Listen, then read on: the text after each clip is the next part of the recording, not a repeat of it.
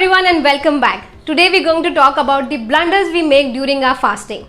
So being prepared is the key to healthy fasting. But what are we planning and preparing for? So planning and preparing is going to help us being focused about the fast we are doing and help us with the food choices that we are making.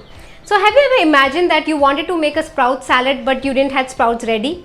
Or you wanted to eat a sabudana khichdi for your breakfast but you forgot to soak that sabudana?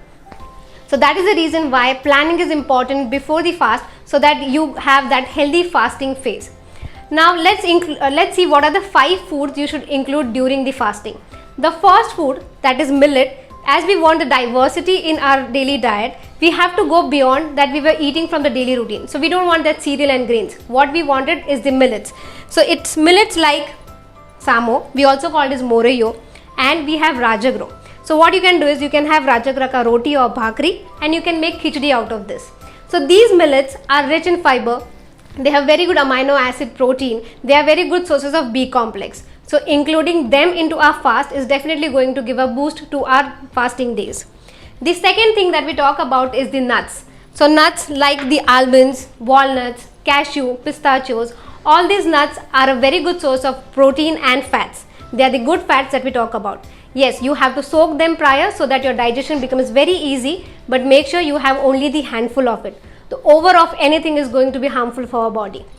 So the third one is always about the root and tubers. So it's not the potatoes, but they are the sweet potatoes and the suran that we talk about.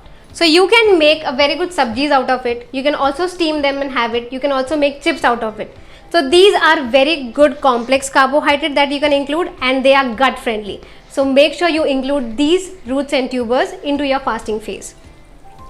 The fourth one that we talk about is fruits. So local seasonal fruits like the apple, banana, papaya, these are the fruits which are rich in antioxidants. So having them raw or having them whole is the key. Do not try and mix your fruit with any of the thing like making milkshake or fruit juices, because that is not going to give you that vitamin and mineral we require. So having a fruit as a whole is the key. The fifth one is all about the coconut water.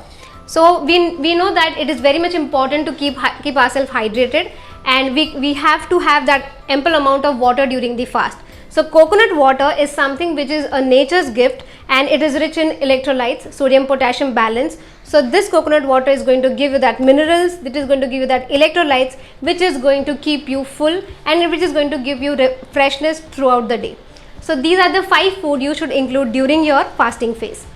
So fasting is not always about starving. It is about eating right and eating light for your body. So always be well planned before your fasting so that your fasting is a happy and a balanced fasting.